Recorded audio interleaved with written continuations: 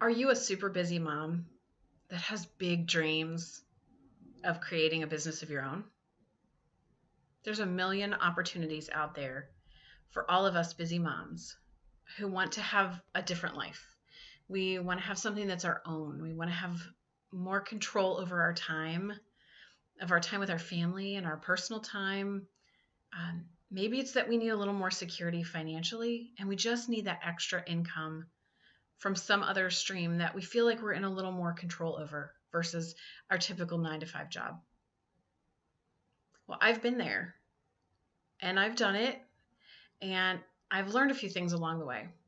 And I'm hoping that the lessons that I have learned will help you, maybe give you a little courage to step out and chase that big dream of having your own business, or maybe just make the business that you have a little easier on you, a little more fun again, and a little less stressful. So, as moms, our schedules are tied to our kids. Always. It doesn't matter if they are infants or toddlers, or if they've gone off to school, or if they're in middle school or high school. Our schedules are determined by what our kids are doing and where they are and what's going on.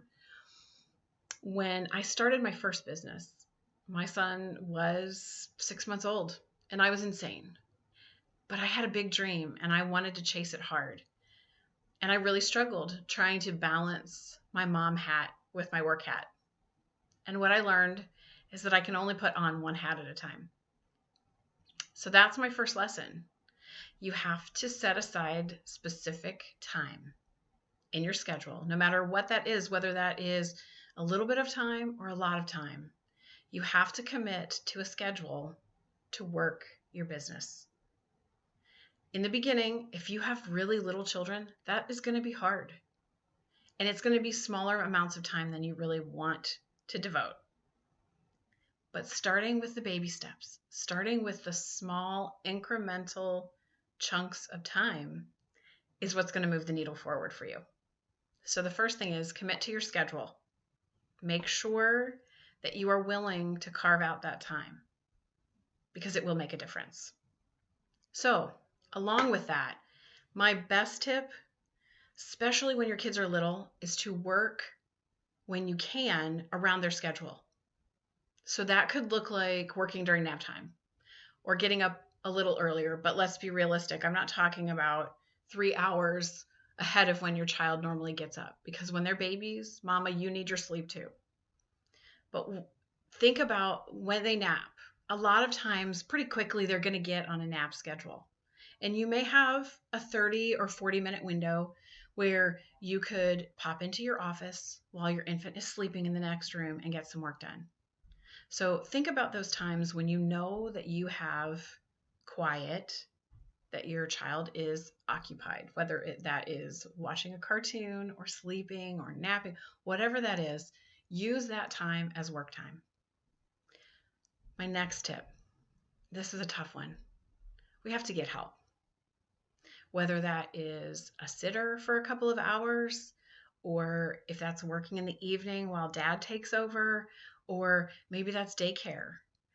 I know for us, when we were starting out, 2 days a week for 3 or 4 hours, I would send my son to daycare, even when he was little, because it gave me the opportunity of some uninterrupted, non-distracted time to really get to work and get some momentum behind that work. We were fortunate. My mom lived nearby, so she would also watch him a couple hours a week, and those things really helped me get my foundation set and start to build. And as he grew, as he went off to preschool, as he went off to elementary school, and now that he's in middle school, with each stage, that amount of time opened up. It allowed me the flexibility to grow as he grew. It took so much pressure off of me knowing that I didn't have to do it all immediately, that I could let this thing that I was super passionate about grow over time to what I wanted it to be. And I redefined the success for me. I decided that this was the time I could commit comfortably, because that's the other thing. This has to be sustainable.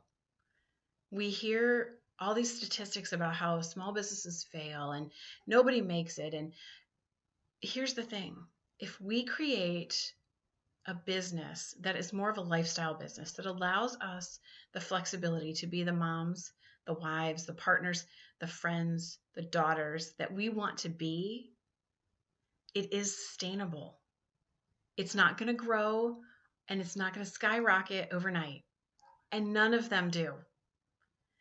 But committing your time and carving out the time, getting help with the time, is going to help you grow a sustainable business over time. And that's really what we all want. So, on to the next tip. You have to find ways as your family grows, as your kids get older, you have to get buy-in from your family. And let's be real, that is tough. Kids pull at us, partners pull at us, and they want all of us. But all of us can't go in one direction. We have to split our time and our attention. And sometimes that means we have to work. And sometimes that means that someone else has to make dinner or buy dinner or whatever. We have to get them to buy in. I find that the best way for our family to do that is we decide that maybe, the profits from the business are going to go to a special vacation or, something that we want to buy that is going to bring joy and fun to the family. So it could be that you'd like to put in a pool. So have a family meeting, talk to your kids and your partner about what that looks like and how your business can help accomplish that goal. That is a goal for everybody. So I know I have friends that have used trips to Disney or cruises or whatever. That is the way that it works in our family best, is that we plan something that is this incredible adventure. And then I say, hey, I'm going to help pay for that. And the only way that I can do that is if I work these times. It helps our kids and our partners to buy into this dream of ours because it's ours. And they don't always get it. They don't always understand it. But when they're on board and when you're working towards a common goal, it makes it easier for them to understand when you're not always available, when you are in your office and you're working hard. And so that's one of my favorite tips, is to get buy-in and to make it a fun thing. So a couple summers ago, we went to South Dakota, and I've always wanted to go glamping. I'm not a camper. I do not want to sleep on the floor. I do not want to sleep on the ground. I want heat. I want running water, all those things. But I love being out in nature. So finding a way to do that for us looked like glamping. And it's not the least expensive option out there. So I said, listen, I want to pay for that. So I got to work. And I can tell you, my family got on board pretty quickly because they were excited about the adventure too. So find things that motivate your family and help them to get buy-in with your business by incorporating that into your goals. Make that a goal. Make it a goal to earn a certain amount of money so that you can pay for the next vacation or adventure, or buy plane tickets, or buy bikes for the family so you can get out and ride together. Whatever it is that motivates your family, just be thinking about those things. And you can start this when they're pretty young. I mean, little kids, they want to go to Legoland. They want to go to Disney. And so even at a young age, you can start to build this into your business plan and get their buy-in. My last and most important tip is give yourself so much grace. This business journey is not perfect. It is not going to be a straight line from point A to point B. It is going to have some incredible twists and turns and some really scary turns. But you can do it.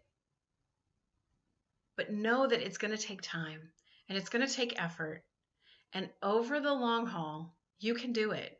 I know you can. So I hope that you have found something helpful in this video. Make sure to drop me a comment and let me know what you learned, what you're going to try, what you've been trying that's been working. I would love to hear all of it, and I cannot wait to connect with you.